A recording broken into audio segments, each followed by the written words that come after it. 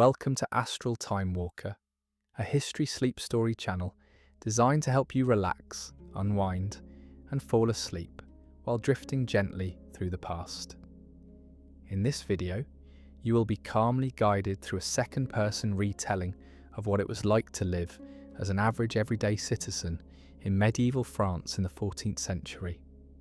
The narration will slowly fade into a soothing auditory ambience aimed to gently put you to sleep. Turn your brightness low, your volume at a comfortable level, and your mind to rest.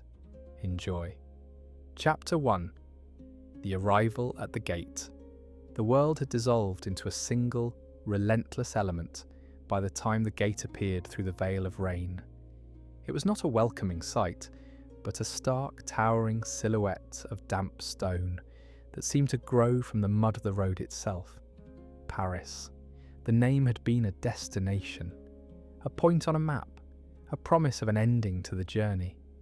Now it was just a wall, slick and black with wet, and a dark archway swallowing the road whole. A steady, cold rain fell with a patient hiss, turning the earth to a churned, sucking mire and reducing the distant city to a smudge of faint, golden lights that swam and bled in the downpour. Water found every seam. It dripped from the soaked wool of the hood, drawn low over the face, a cold trickle tracing a path from temple to jaw. It beaded on the horse's shaggy winter coat, rolling off in rivulets, the animal's breath plumed in the cool, damp air, each exhalation a small vanishing ghost in the twilight. The only sounds were the rhythmic patter on leather, the squelch of hooves in mud, and the distant, deep-throated groan of the portcullis chain being wound somewhere unseen. The air smelled of wet earth, of stone, of the cold iron of the gate's fittings, and of the dense, smoky promise of the countless hearths burning beyond the wall. As the horse drew closer, a bloom of light appeared within the archway's gloom. A lantern swung by a weary hand cast wild, swinging shadows that leapt across the wet cobbles now underfoot. The stones, worn smooth by centuries of passage, gleamed dully. The light illuminated the bottom half of a guard, his boot standing in a shallow puddle that reflected the flame. He wore a heavy, sodden cloak, his shoulders hunched against the weather. His face was in shadow, but the exhaustion was in his posture, in the slow way he raised the lantern to assess the lone traveller.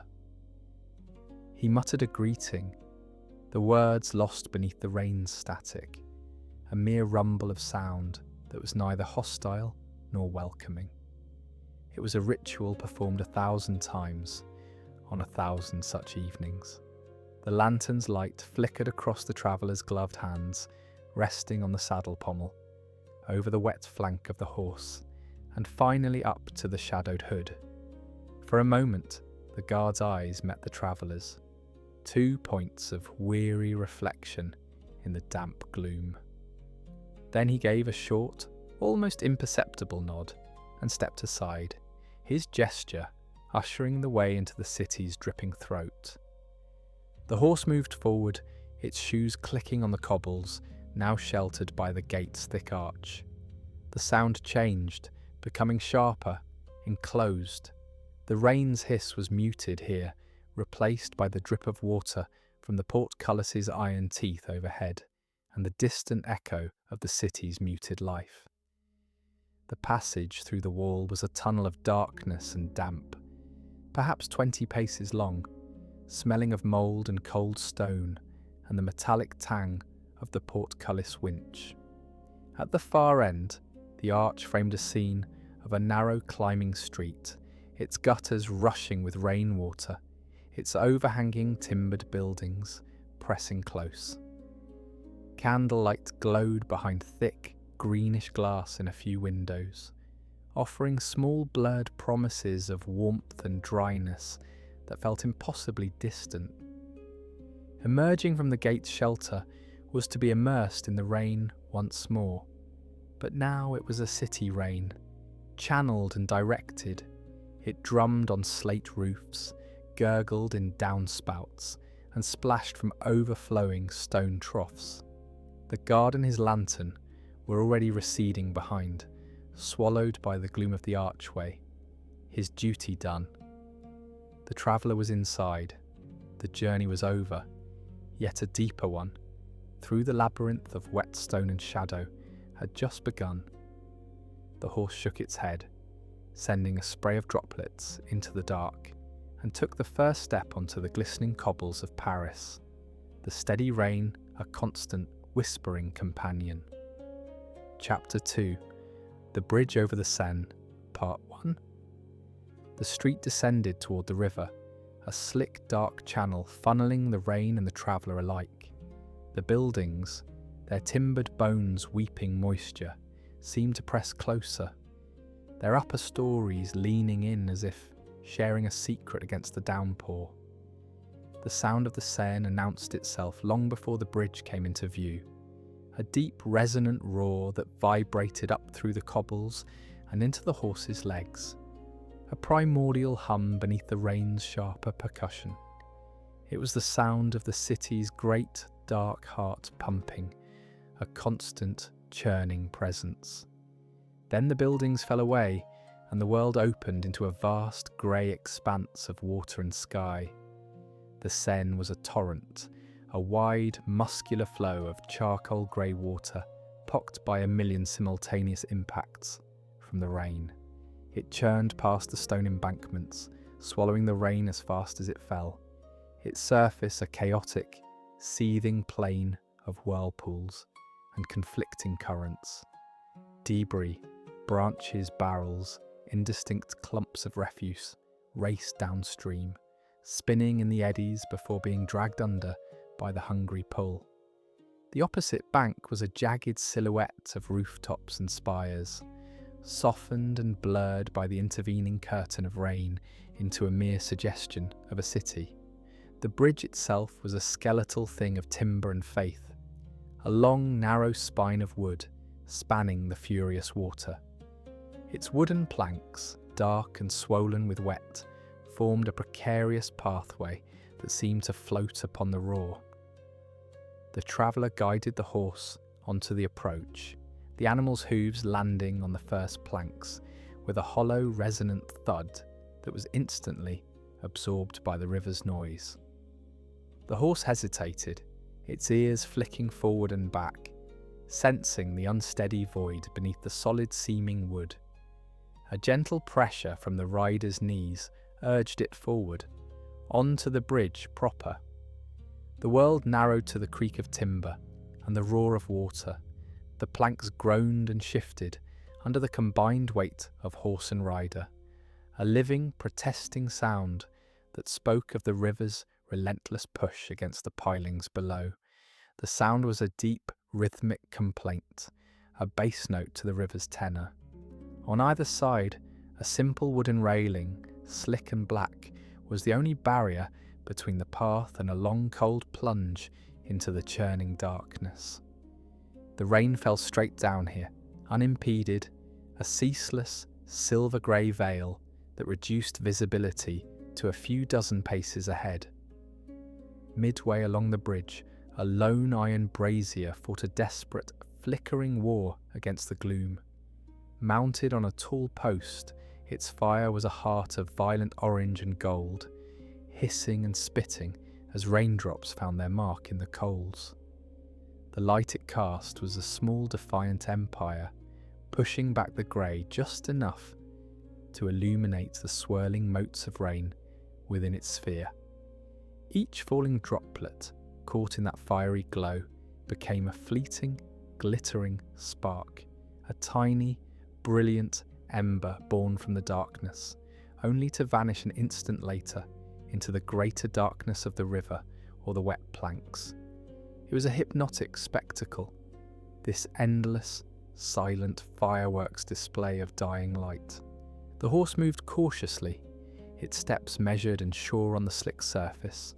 The rider's world was reduced to sensory fragments, the cold, wet leather of the reins, the rhythmic sway of the saddle, the immense living sound of the water below, and the visual anchor of that struggling fire ahead. The smell was profound. Wet, rotting wood from the bridge timbers, the cold, clean scent of rain, and beneath it all, the deep, mineral odour of the river itself, a smell of fish and silt and timeless flow. It was the smell of crossing, of transition. Behind lay the gate and the outer quarters. Ahead lay the city's deeper mysteries. Here, on this groaning wooden path suspended over the roaring dark, one was nowhere, caught between. The brazier's light grew closer, the falling sparks more vivid, a promise of the far bank that still felt impossibly distant in the swallowing grey. The bridge stretched on, each creaking step a small act of faith against the river's indifferent power. Chapter 2. The Bridge over the Seine, Part 2. Midway across, the traveller halted the horse. The animal stood still, its sides heaving gently, steam rising from its wet hide to mingle with the mist. Here, at the bridge's centre, the world expanded into a vast grey panorama. The city unfolded on both banks, not as a collection of streets, but as a single, jagged entity carved from the gloom. To the left, the Île de la Cité rose like a stone ship, its mast crowned by the spectral bulk of the cathedral, its spires piercing the low charcoal sky. To the right, the left bank's clustered roofs climbed away from the water, a terraced chaos of slate and timber, punctuated by the square towers of abbeys and the pointed caps of lesser churches. Countless chimneys bled thin, grey smoke into the rain, the trails immediately beaten down and dissolved by the downpour, leaving only their scent, a distant, comforting aroma of hearth smoke and damp ash to ride the wet air. The bridge itself seemed to breathe a gentle lateral sway, almost imperceptible, pulsed through the timbers, a deep, slow rhythm in time with the river's push against the pilings. It was not alarming, but a lulling, organic motion, the sensation of standing on the back of some great, slumbering beast. The traveller's gloved hand rested on the wet railing. Through the soaked leather, the grain of the wood was palpable, the raised ridges, the smooth valleys worn by weather and countless other hands that had paused here before. The wood was cold, its chill seeping through to the skin, a stark contrast to the lingering animal warmth held within the glove. Water beaded along the rail's edge before falling in tiny, deliberate drips, joining the river far below. The roar of the Seine was omnipresent, a sound that vibrated up through the soles of the boots into the bones. It was not a single noise, but a symphony of water, the hissing slash of rain on the surface, the deep guttural churn around the bridge supports, the hollow slap of waves against the stone embankments, and beneath it all, the immense subterranean rumble of the current dragging itself seaward. This sound filled the ears, pushing out thought, reducing the mind to a state of pure sensory reception. The smell was layered and complex. The wet wood of the bridge planks gave off a sour, tannic odour. From the river rose the cold, clean scent of fresh water, undercut by the deeper, fecund aroma of silt, of submerged things, of timeless flow, and weaving through it all, carried on the damp air from the thousand hearths of the city, was the faint, smoky promise of warmth and human habitation, a scent that somehow made the vast, wet loneliness of the scene feel profound rather than desolate. Looking down, the water was a dark, muscular chaos.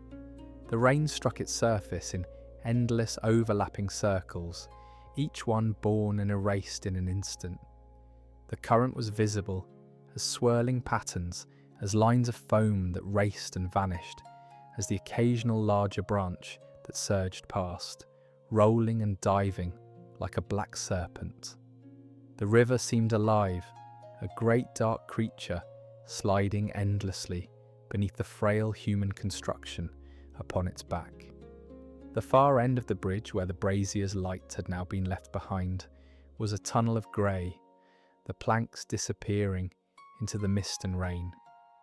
The near bank, the point of departure, felt equally distant, swallowed by the same elemental veil. Here in the centre was a singular point of suspension, a temporary island in a world of water and sound. The horse shifted its weight, causing the planks to groan a low protest. The traveller remained still, absorbing the immensity. This was the city's threshold, more profound than any gate of stone. The gate was man's work, a declaration of boundary. This bridge was a negotiation with the raw force that shaped the land, a fragile treaty of timber and nail. To cross it was to be accepted, however briefly, by the river itself. The cold air, thick with moisture, filled the lungs with each breath, clean and sharp. The moments stretched, timeless, defined only by the sway of the bridge, the roar of the water, and the slow, cold seep of rain through wool and leather. Then, with a slight pressure of the knees, the traveller urged the horse forward once more, leaving the centre point behind, the wet railings slipping from under the gloved hand, the city on the far bank slowly resolving from a silhouette into a destination. Chapter 3. The Quiet Quarter. The bridge delivered the traveller onto a street that was little more than a crevice between leaning walls. The roar of the Seine faded, replaced by a softer, more intricate music.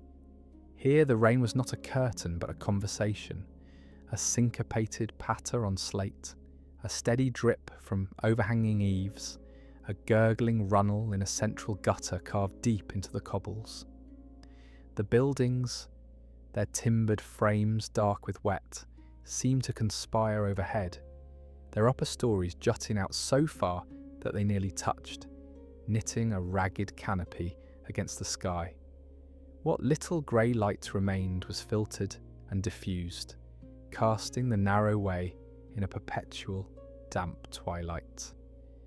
The horse's hooves made a different sound here, a soft echoing click that bounced off the close, wet plaster walls before being swallowed by the general murmur of water. The air changed too. The clean, cold sharpness of the riverbank was gone, replaced by a thicker, warmer atmosphere that carried the accumulated smells of close living. Wet wool drying, the faint greasy scent of tallow from unseen lamps, the damp earth odour of the unpaved ground beneath the cobbles, and weaving through it all, subtle but unmistakable, was the faint, sweet scent of baking bread. It was not the rich aroma of a fresh loaf, but the ghost of one, a day-old memory lingering in the stones, and the warm air escaping from hidden ovens, a scent that spoke of domestic rhythm rather than commerce. Movement was a shift in shadow. Through a cracked shutter on the second floor, a slice of interior life was briefly revealed. Within a small room, a family was gathered around a hearth no larger than a bucket. The fire was a small, vigorous knot of orange flame, and its light threw their silhouettes against a plain plaster wall in a grandiose, dancing pantomime. A woman's profile bent forward, tending something in a pot. A child's shadow, all oversized head and stick limbs, reached upward. A man's broad-shouldered form remained still, a mountain of weary shadow. No sound escaped, but the silent ballet of their enlarged shapes spoke of quiet communion, of a world drawn close and made whole by that tiny defiant source of heat against the vast, damp cold outside. The shutter seemed to breathe with the light, a slow pulse of gold in the grey street, before the scene vanished as the traveller passed. The street curved gently, Following some ancient, forgotten path, water dripped from 1,000 points, from the ends of sagging gutters, from the carved faces of corner posts, from the iron brackets of extinguished lanterns. Each drip found its own rhythm, creating a complex liquid percussion that filled the air. Some drops landed in puddles with a flat plink, others struck stone with a sharper tock. Many joined the constant, hushed rush of the central stream. The warmth was not of the sun, but a trapped warmth, radiating from the very stones and timber that had soaked up the meagre heat of the day's fires, and now released it slowly into the damp evening. It took the raw edge off the chill, making the air feel almost moistly gentle against the skin. The quiet was not an absence, but a presence. It was the quiet of inward focus, of lives being lived behind thick walls and shutters, a collective hush under the rain's whisper. Occasionally, a real sound would punctuate it, the muffled cry of an infant from an upper room, the scrape of a stool on a floorboard, the faint, rhythmic thump-thump of someone chopping wood in a distant courtyard. These sounds were softened, rounded by the intervening layers of wood and plaster, making them seem intimate and far away all at once. The horse moved steadily, its head lowered, as if respectful of the quarter's subdued tone. The traveller felt the day's journey settling into the muscles, a deep fatigue that was somehow compatible with this enveloping, watchful calm. The scent of bread grew stronger near a recessed doorway where the stone step was worn into a smooth dip by generations of feet. Here, the warmth from within was palpable, a dry, flour-dusted heat that seeped through the cracks around a heavy, iron-bound door.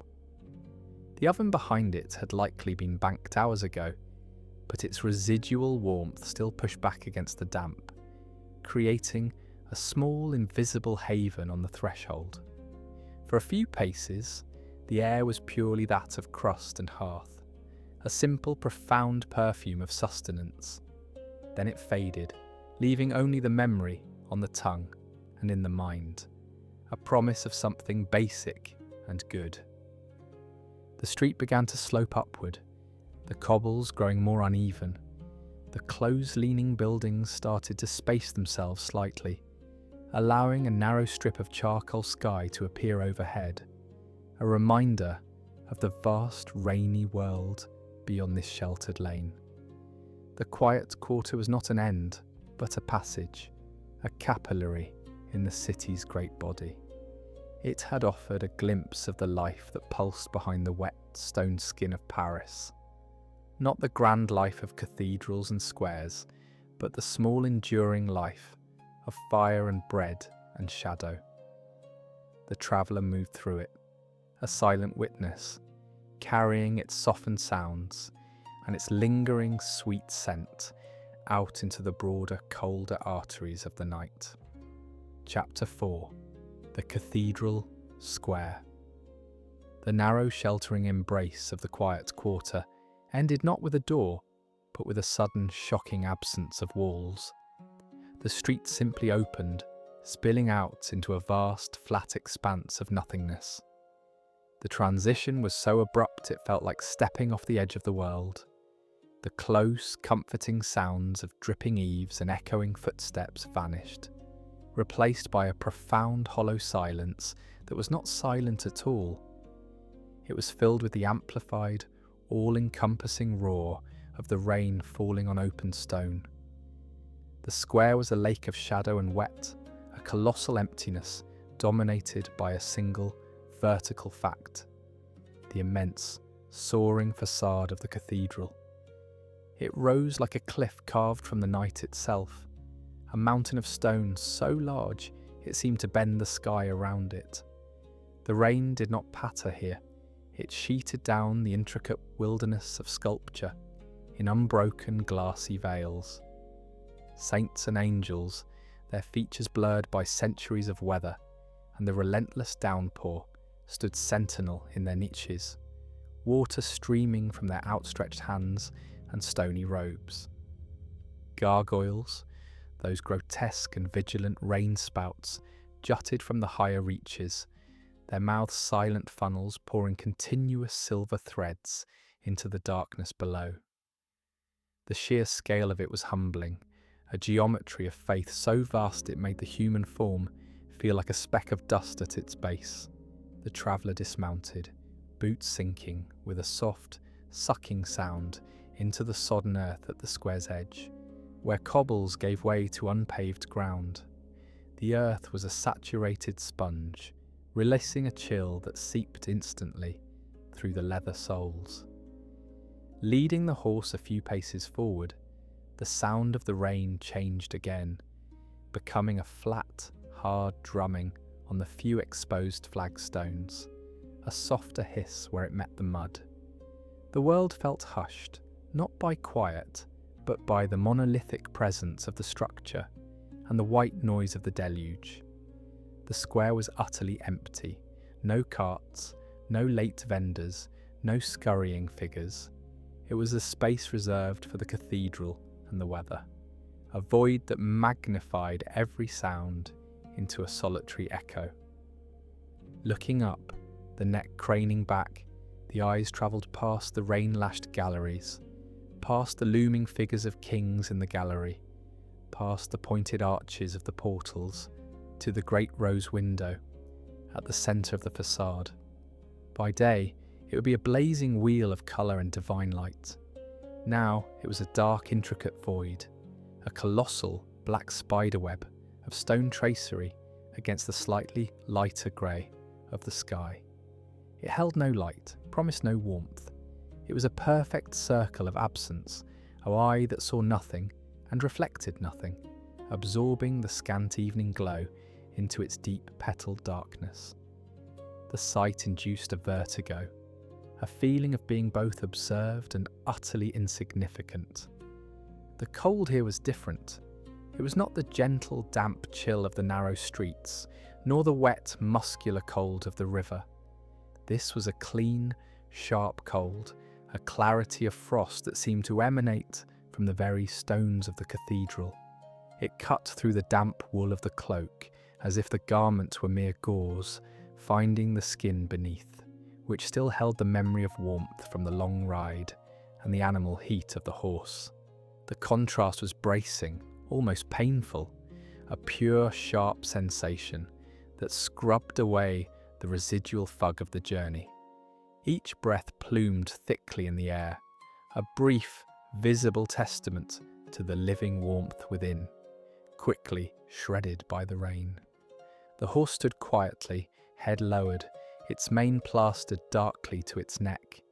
It seemed to sense the solemnity of the place, the unnerving emptiness. The rain ran in rivulets down its legs, pooling around its hooves in the mud. The square itself was an expanse of beaten earth and stone, pockmarked with puddles that reflected the dark bulk of the cathedral in shattered, trembling fragments. The sound of the rain was a constant, static sigh, broken only by the occasional louder plash of a droplet falling from a gargoyle's maw, from a great height, striking the ground with the finality of a stone. Standing there, a tiny damp figure in the face of that architectural sublime, the traveller felt the day's purpose condense and then dissolve. The gate, the bridge, the quiet streets, they had all been a progression toward this. Not the inn, not a bed, but this moment of arrival before the silent, towering evidence of human aspiration. It was a humbling, lonely pinnacle. The cold seeped deeper, a clean ache in the bones. The cathedral offered no shelter, only majesty. Its doors across the vast square were dark, closed recesses. It was a monument to be viewed, not a haven to be entered. The journey's end was not here, but the sight demanded pause, a payment of awe before moving on. With a final glance upward at the dark rose, the traveller turned, the mud releasing the boots with a soft, reluctant sound, and led the horse away from the void of the square, back toward the promise of smaller, warmer human spaces, the cathedral's immense rain-sheeted back slowly receding into the pervasive gloom. Chapter 5. The Livery Stable. A narrow alley, more a damp crease between two high stone walls, offered escape from the cathedral's overwhelming void. The sound of the rain softened again, channeled into a trickle down mossy mortar. The alley bent sharply, and there it was, a low, long building of timber and rough stone, its roof a dark slope of slate. A single smoke-stained lantern hung beside an open double door, casting a wobbly puddle of buttery light onto the wet cobbles. From within that opening came a wave of dense living warmth and a rich, pungent smell that was the very antithesis of the square's sterile grandeur.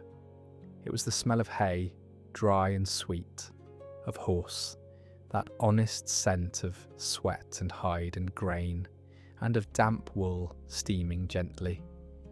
It was a smell of shelter, of simple animal comfort. Leading the tired horse inside was like stepping into a cave of gentle breath and shadow.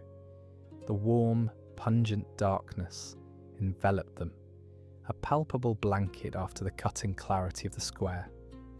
The roof was low, supported by rough-hewn beams blackened by decades of lamp smoke and dust.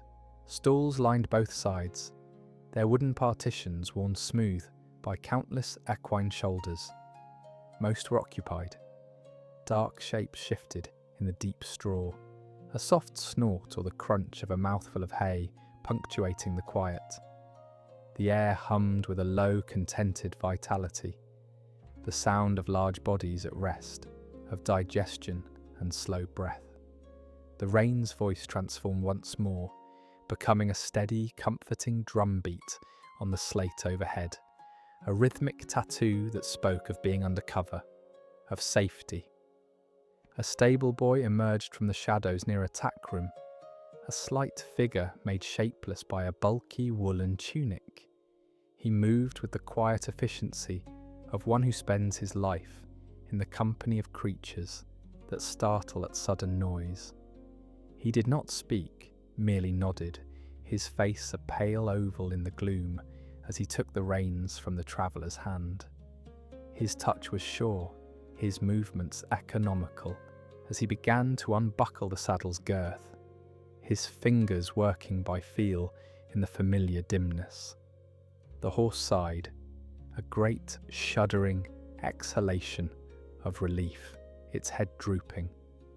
In the lantern light hanging from a central beam, the traveller watched as the boy led the mount into an empty stall. Steam began to rise immediately from the horse's wet flank, a visible exhalation of the day's chill and effort. It curled upward in delicate, wraith-like tendrils, catching the lamplight and glowing faintly before dissipating into the hay-scented gloom. The sight was profoundly satisfying, a visible release of the journey's burden. The boy forked fresh hay into the manger, the dry stalks rustling like a whisper of summer in the damp, dark space. He scooped oats from a sack, the grain rattling into the wooden trough. Only then did he pick up a coarse cloth and begin to rub the horse down, his strokes long and firm, starting at the withers and moving down the soaked coat. The horse leaned into the friction, its eyelids drooping. The traveller stood just inside the doorway, letting the warmth seep into damp clothes. The drumming of the rain on the roof was a lullaby, a steady, predictable sound that anchored the space in peace. The other sounds wove around it, the soft munching of hay, the occasional stamp of a hoof, the rustle of straw, the boy's quiet, rhythmic brushing. It was a symphony of uncomplicated needs being met. The air, though thick with the organic smells of the stable, was not foul. It was honest, earthy, a testament to life sheltered and sustained. Reaching out, the traveller's hand came to rest on one of the massive, rough-hewn beams that supported the loft. The wood was oak, ancient and solid. Its surface was neither splintery nor smooth-planed, but worn into a peculiar polished texture by time and use. In the lantern's glow, the grain was a deep, swirling pattern of shadow and amber. Where the hand touched, the wood was cold, a deep, subsurface chill that the stable's warmth had not penetrated. But the surface itself was sleek, almost waxy, from the oil of countless hands that had steadied themselves here over the decades. Grooms, travellers, farriers, thieves. This smoothness, this cold polish was a ledger of human passage, a tactile history worn into the grain by necessity and fleeting contact. The traveller's fingers traced the invisible paths left by others, a silent connection across time to every soul who had sought this simple refuge from the road and the rain. The boy finished his work, gave the horse a final pat on the neck, and slipped out of the stall, latching the half door with a quiet click. He glanced at the traveller, another silent nod indicating the task was complete, his duty discharged. Then he melted back into the shadows near the tack room, becoming just another part of the stable's quiet ecosystem. The horse was already nose deep in the oats, its ears relaxed, the steam from its body beginning to subside as warmth returned. Here in this humble, pungent darkness, the cathedral's soaring ambition felt like a dream from another world. This was a place of unadorned function, of immediate physical care. The grandeur of the square had inspired awe, but this stable offered a more profound solace. The simple assurance of rest, of dry hay, of a burden shared and then set down. The drumming rain on the roof promised a long, quiet night. The traveller took a final deep breath of the warm, complex air, let the hand fall from the cold, smooth beam, and turned toward the stable door, leaving the horse in its care, stepping back out into the whispering alley where the rain continued to fall. But now with a destination in mind, the memory of that rising steam and the feel of that worn wood, a quiet warmth against the encroaching night. Chapter 6. The Inn's Hearth, Part 1. The heavy door resisted, its bottom edge scraping a damp arc across the flagstone floor, before yielding to a firm push. The transition was instantaneous and total. The steady, whispering sigh of the rain was severed, replaced by a wall of dense, drowsy heat, and the low murmur of quiet conversation. It was like stepping into the mouth of a great, slumbering beast, its breath thick with the smells of wood smoke and sustenance. After the cathedral's stark grandeur and the stable's earthy simplicity, this was a different kind of sanctuary, one of communal, weary humanity. The warmth did not so much envelop as penetrate. It seeped through the rain-stiffened wool of the cloak, a slow, delicious invasion that began at the skin and worked inward, thawing a chill that had settled deep into the marrow during the long ride. The air itself had weight and taste. It tasted of smoke, not the sharp, outdoor scent of a fresh fire, but the rich, settled perfume of centuries of logs burned in this very hearth. It tasted of stew, a savoury, meaty vapour that hung in the warmth, and underpinning it all was the pervasive, damp wool smell of travellers like oneself, slowly steaming dry, a humble, unifying odour. The common room was a cavern of shifting shadow and soft orange light. The ceiling was low, crossed by blackened beams from which hung bunches of dried herbs and smoked hams, their shapes like strange fruit in the gloom. Trestle tables and rough benches were scattered about, most occupied by silent figures hunched over bowls or mugs. Their conversations were not for sharing with strangers, but a soft background drone, a rhythmic hum of weary voices punctuated by the occasional scrape of a bench or the clink of pottery. It was the sound of the day being shed, of small burdens being confessed into the sympathetic air. The heart of the room, its literal and figurative centre, was the great fireplace.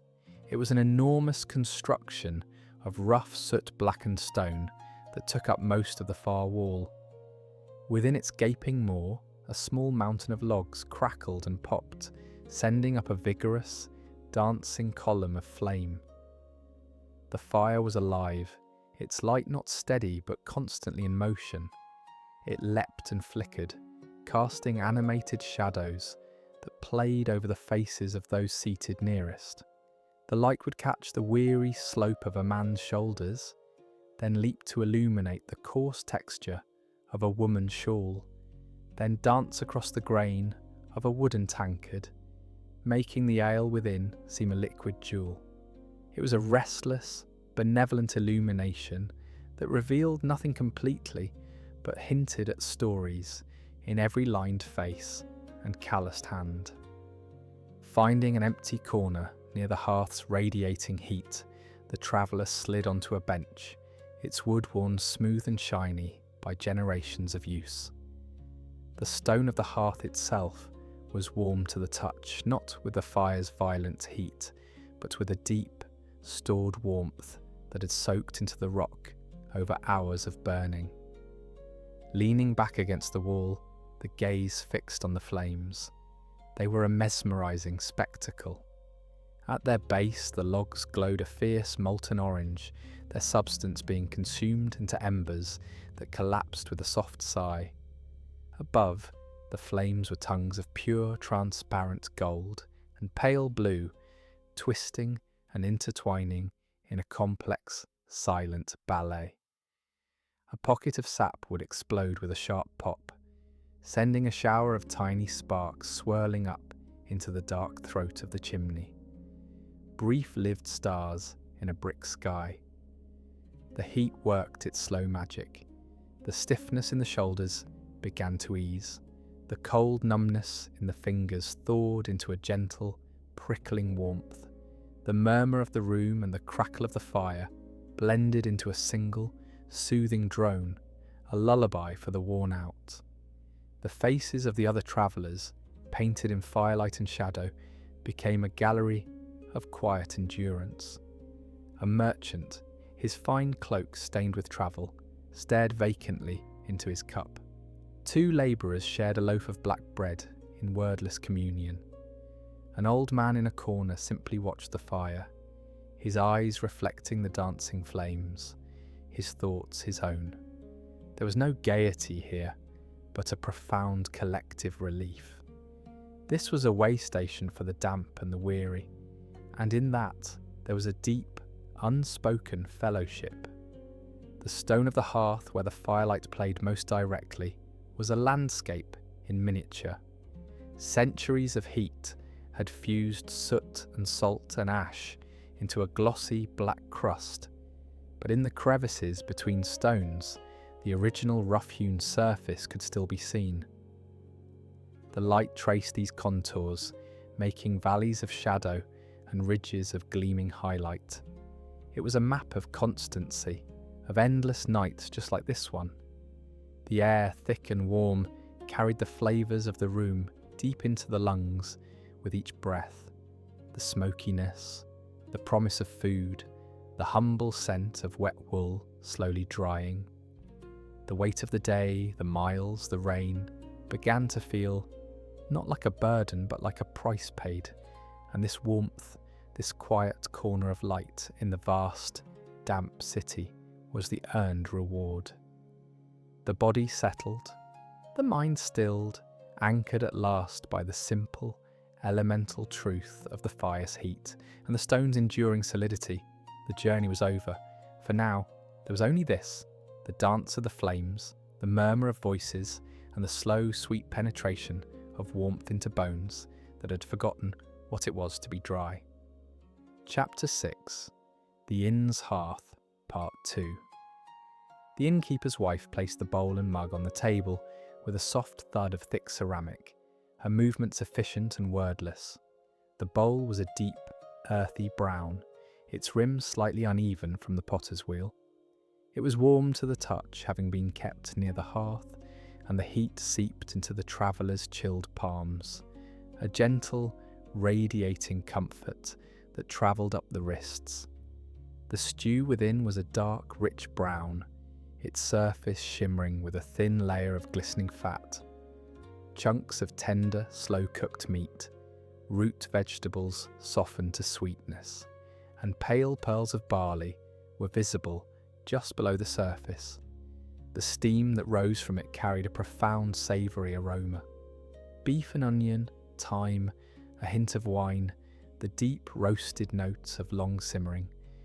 It was the smell of patience, of care taken in a hidden kitchen. The mug of ale was heavier, its handle wide and solid. The liquid inside was the colour of old amber, cloudy and alive. It gave off a faint, yeasty, bready scent, a counterpoint to the stew's richness. The first sip was a complex revelation, cool at first, then a blooming bitterness on the tongue, followed by a faint, malty sweetness that lingered at the back of the throat. It cut through the fatigue, a clean, sharp note in the warm, smoky haze of the room. Eating was a slow, deliberate ritual. The coarse wooden spoon scraped softly against the bowl. Each mouthful was a symphony of texture and deep, layered flavour. The meat fell apart at the slightest pressure, having surrendered its toughness to hours of fire. The carrots and turnips had melted into the broth, their essence blending into the whole. The barley provided a pleasing, chewy substance. The bread, served on a trencher of stale loaf, was dark, dense and slightly sour. Tearing a piece, it required effort from the jaw, a wholesome resistance before it softened in the stew's gravy, becoming a vehicle for the rich sauce. The act of chewing, of swallowing, felt profoundly grounding, a reconnection with the simple, physical need that underlay all journeying. The conversations around the room continued their soft drone, but they no longer registered as distinct voices. They blended into a single, soothing river of sound, a deep murmur of masculine tones, the occasional higher note of a woman's laugh, the rumble of agreement. It was the sound of society at its most basic and comforting. People sharing space, sharing warmth, their individual stories dissolving into a collective hum. Punctuating this human noise was the eternal, gentle sigh of the wind finding its way down the broad chimney. It was a soft, whispering exhalation that made the flames dip and sway, sending a fresh cascade of sparks upward. The sound was lonely and comforting all at once, a reminder of the vast, wet night outside, which only made the interior warmth feel more precious, more earned. With each spoonful, each sip, the body's anchor grew heavier.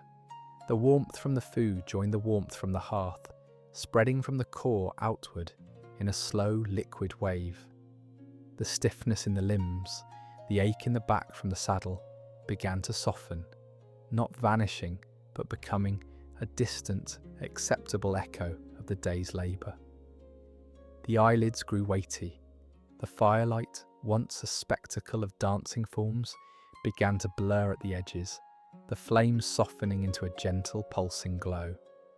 The figures around the room lost their sharpness, becoming mere silhouettes of repose. The weight of the wool cloak, now mostly dry, felt like a comforting blanket. The weight of the day itself, the miles, the rain, the gate, the bridge, the silent cathedral, settled into the bones, not as a burden but as a massive experience that finally had a place to rest. The empty bowl and mug, placed aside, felt like milestones. The hands, now warm through and through, rested on the smooth wood of the table. The murmur of the room seemed to recede further, becoming part of the background, along with the crackle of the fire, and the sigh of the wind.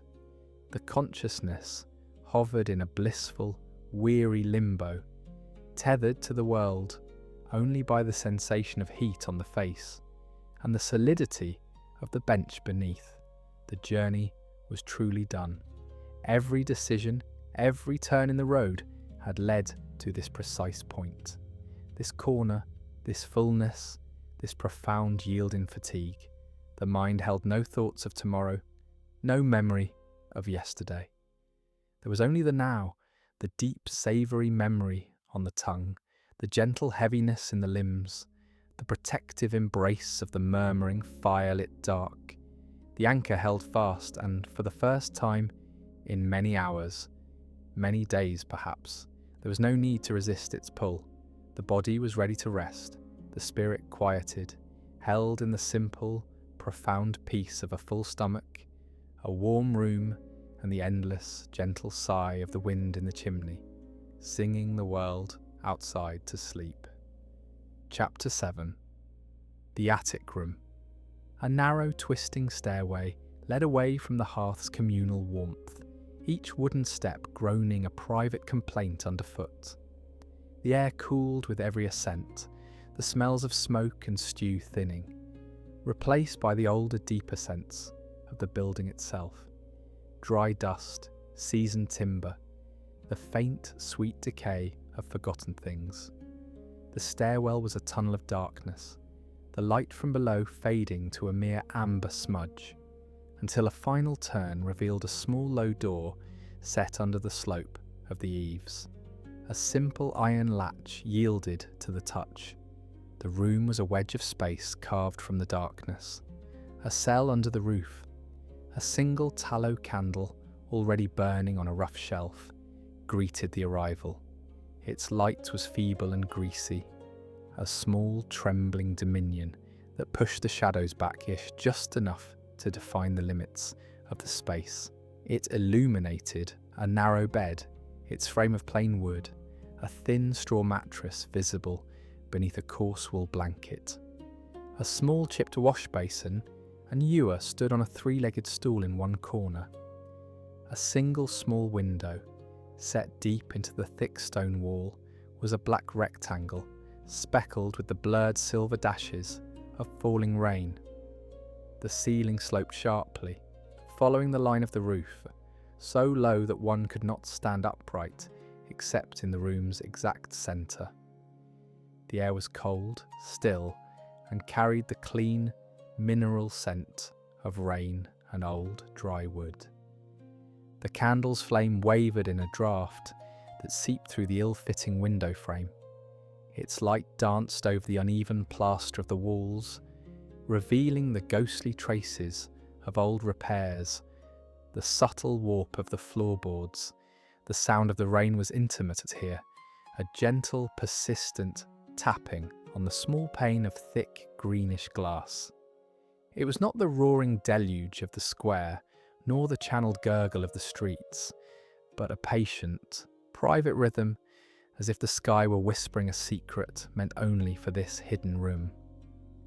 The day's vast journey, the gate, the roaring bridge, the silent cathedral, the stable's earthy breath, the hearth's communal glow, all of it felt distant, compressed into a memory that belonged to a different self. This was the final destination, the last and smallest container. A breath extinguished the candle. The darkness that followed was not merely an absence of light, but a positive, velvet presence that filled the room to its corners. It was absolute, a blindness so complete it reordered the world. Sight, the dominant sense for so many hours, was rendered useless. In its surrender, the other senses sharpened with a startling, crystalline clarity. Sound became the new landscape. The gentle tap on the window clarified into a complex, layered pattern. One could distinguish the heavier drops that struck the glass directly, the lighter ones that skittered down the slate roof before falling past the constant, soft hiss of the rain on the city beyond. But beneath and around this aqueous music, the old building itself began to speak. It sighed, a deep, wooden exhalation, as a beam settled or a joist contracted in the cool dampness. It was a sound of age and weight, of slow adjustment. From somewhere far off, muffled by distance and rain, came the deep, resonant bell of a church tower tolling the hour. The sound arrived in waves, a solemn bronze vibration that seemed to pass through the very stones before fading into the night, leaving the silence feeling deeper, more profound in its wake. And through it all, underpinning everything, was the endless soft sigh of the rain itself, a white noise that was the breath of the night, a constant, soothing exhalation. The bed awaited. The coarse linen sheets, untouched by body heat, were shockingly cool against the skin. The chill was a sharp, clean shock, a final bracing contrast to the remembered warmth of the hearth below. It made the flesh prickle, the muscles contract for an instant, before slowly beginning to impart their own dormant warmth to the fabric. The straw mattress rustled faintly, releasing a dry, grassy scent. The wool blanket was heavy, its weight a tangible comfort. Lying still in the absolute dark, the body seemed to dissolve its boundaries. The weariness was no longer in the limbs or the back, but was a total, encompassing state of being. The cool sheets, the heavy blanket, the sighing building, the distant bell, the endless whisper of the rain.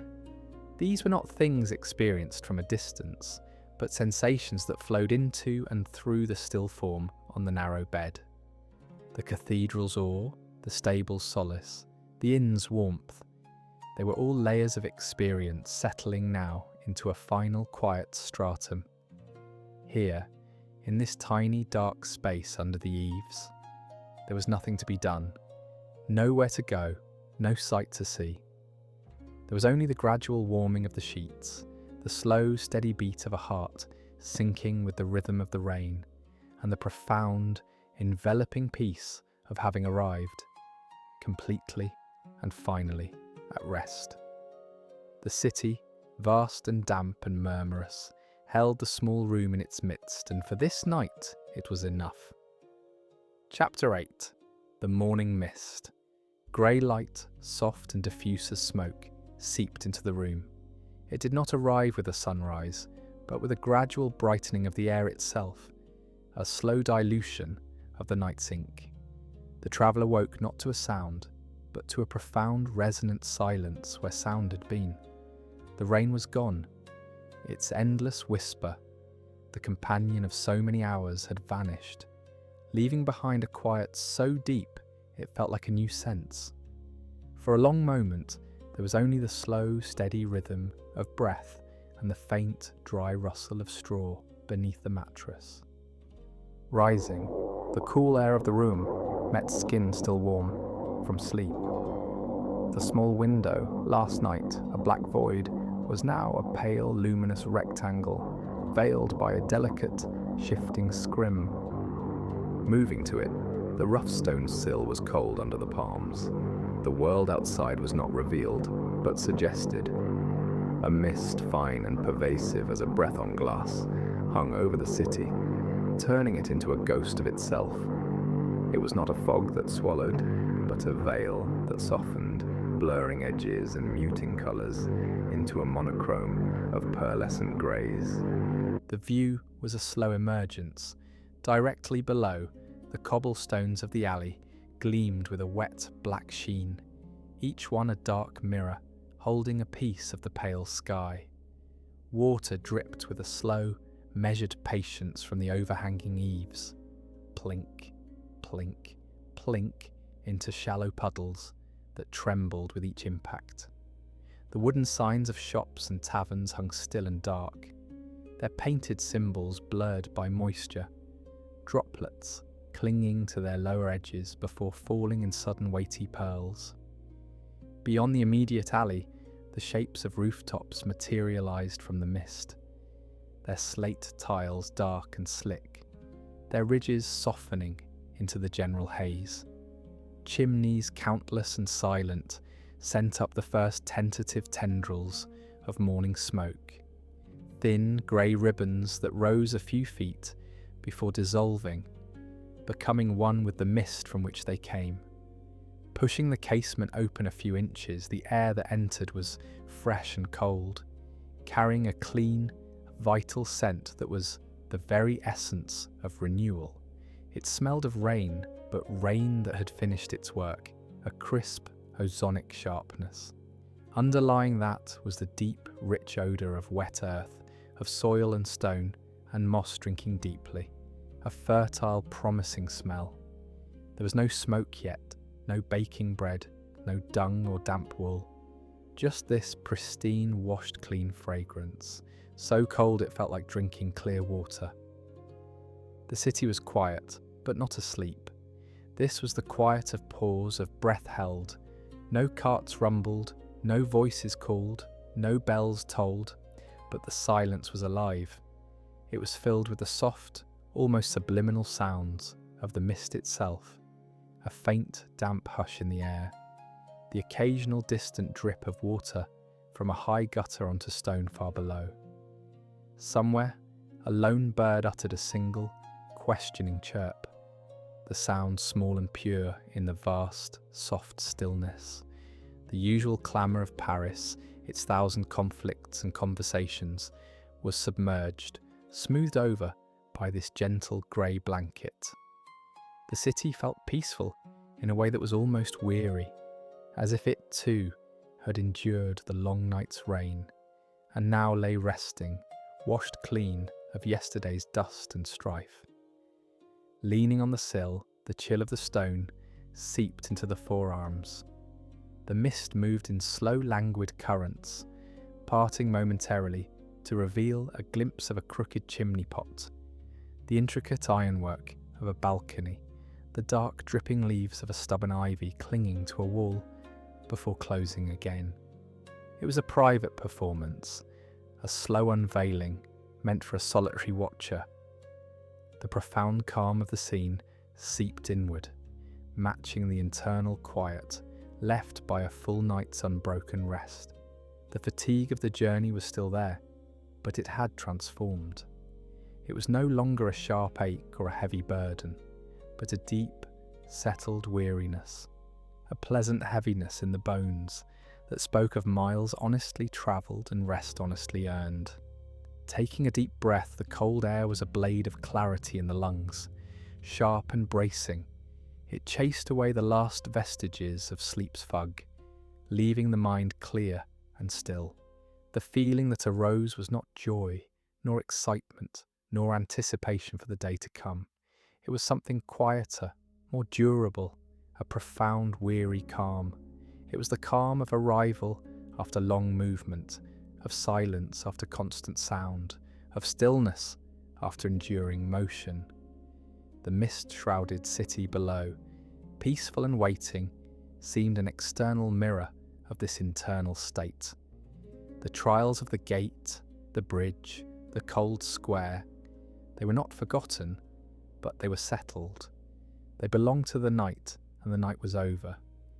Now there was only this grey light, this clean, cold air, this slow, gentle unveiling of a world made new and quiet. The traveller remained at the window, watching the mist drift, feeling the calm settle into the very marrow, a deep and wordless peace. We have reached the end of this video's narrative section. What follows is a gentle transition into soothing auditory ambience aimed at putting you to sleep for good. I hope you've already drifted off into a deep slumber by this point, but if you have not, do not worry. Put your mind at ease, relax your body, and take a few deep breaths. There is nothing left to do. You have reached the end of your day. Have a good night, and may you sleep well.